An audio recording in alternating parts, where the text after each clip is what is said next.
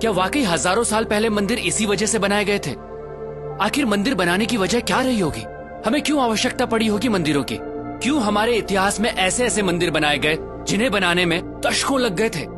दोस्तों, divine power को और इंटेंसिफाई रूप में पाने के लिए मंदिर बनाए गए। इसे यूं समझिए, जिस तरह साउंड वेव्स को कैच करने के लिए सेलफोन चाहिए, ठीक उसी तरह डिवाइन पावर को उसकी नेचुरल इंटेंसिटी में कैच करने के लिए चाहिए एक पावरफुल टूल, जो है मंदिर। एक तरह से यूं समझिए, कॉस्मिक कनेक्शन के लिए बनाए गए पावरफुल टूल है मंदिर। ये एक पॉसिबिलिटी है उस डायमेंशन को छूने की जिससे हम इंसान बने, ये संसार बना, ये ब्रह्मांड बना। और ब्रह्मांड में दूसरे आयामों से कनेक्शन बैठाने के लिए हमारे पूर्वजों ने न सिर्फ मंदिरों में डिवाइन स्ट्रक्चर स्थापित किए, बल्कि उन्हें कॉन्सिक्रेट यानी प्राण प्रतिष्ठित भी किया। प्राण प्रतिष्ठा मतलब मूर्तियों में जान आ जाना नहीं होता है दोस्तों, ये प्राण एनर्जी की तरह प्रतिष्ठित किए जाते हैं। जी हाँ, मूर्तियों को एनर्जाइज किया जाता है, और जब हम उन मूर्तियों के सामने बैठते हैं तो हमें वो एनर्जी महसूस होती है। हमें परेशानी का हल मिलता है, हमारा दुख दूर होता है और हम खुद को भगवान से जोड़ते हैं। ये सिर्फ उन डिवाइन एनर्जीज की वजह से होता है दोस्तों। ये एनर्जी आपका सिस्टम जब कैच करता है तो आपकी एनर्जी बॉडी अलाइंड होती है और आप पॉजिटिव फील करते हैं। जैसे हमें अलग अलग लोगों से पॉजिटिव और नेगेटिव वाइब्स मिलती हैं। देखिए दोस्तों, एनर्जी जो है वो आपके थॉट प्रोसेस से ड्राइव होती है और सामने वाला वही महसूस करता है। ठीक उसी तरह जब हम प्राचीन मंदिरों में जाते हैं तो हमें वहाँ की पॉजिटिव वाइब्स महसूस होती है। अगर आप अपनी एनर्जी के प्रति सेंसिटिव होंगे तो आप ये जरूर महसूस कर पाएंगे। कई मंदिरों की एनर्जी ऐसी होती है कि आप अपने आंसू नहीं रोक पाते, आप इमोशनल हो जाते हैं। हो सकता है आप गिल्ट महसूस करें उस काम के लिए जो आपको गलत लगता है। ऐसी जगह आपको मेल्ट करती हैं, आपको लाइट करती हैं, आपको हल्कापन महसूस कराती हैं।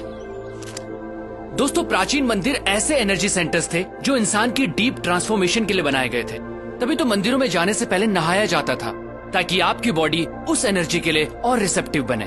मंदिर कॉस्मोस के साथ अपना कनेक्शन बैठाने की जगह के तौर पर बने थे, जहां आंख बंद करके ब्रह्मांड के आयामों से जुड़ा जाता था। तभी तो आज भी जब हम मंदिर जाते हैं तो कुछ देर आंख बंद करके जरूर बैठते हैं। आप इस दुनिया में कब आए, कब जाएंगे, क्या खाते हैं, क्या कमाते हैं, इससे कोई फर्क नहीं पड़ता। आपको जीवन में कभी न कभी सोर्स ऑफ क्रिएशन से जुड़ने की जरूरत जरूर महसूस होगी। आप उस एनर्जी को महसूस करना चाहेंगे जिससे आप बने हैं। मंदिर उस मार्ग का द्वार है। हम ये नहीं कहते कि सिर्फ मंदिर जाकर ये संभव है दोस्तों। अगर आपके घर में मंदिर जैसा एनवायरनमेंट है, कॉन्सिक्रेटेड मूर्ति है, तो आप कॉस्मोस के साथ अपने कनेक्शन को और स्ट्रॉन्ग कर सकते हैं। हमें जितना हो सके इस एनर्जी के पास रहना चाहिए, प्राण प्रतिष्ठित स्थानों पर जाना चाहिए। खासकर 14 साल से कम उम्र वाले बच्चे अगर कॉन्सिक्रेटेड स्पेसेस पर रेगुलरली जाते हैं तो उनकी एडोलेसेंस प्रॉब्लम्स बहुत हद तक अपने आप रिजॉल्व हो जाती हैं। दोस्तों, मंदिर या कहिए कॉन्सिक्रेटेड स्पेसेस उस डायमेंशन से जुड़ने का द्वार है जहां से हमारी उत्पत्ति हुई है।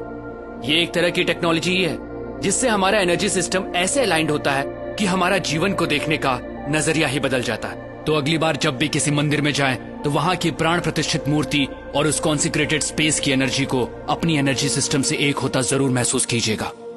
दोस्तों, सनातन धर्म सिर्फ धर्म नहीं है, ये एक सोच है, ये एक साइंस है जिसे हजारों साल पहले इवॉल्व किया गया था, जो इंसान को अपग्रेड करती है और आज भी ये उतनी ही एप्लीकेबल है। दोस्तों, इस मॉडर्न युग में हम बाहरी तौर पर बहुत बदल चुके हैं, लेकिन हमारे अंदर इंसान अब भी वही है और आज भी सनातन प्रैक्टिसेस और साइंस हमें अपग्रेड करने के लिए उतनी ही एप्लीकेबल हैं।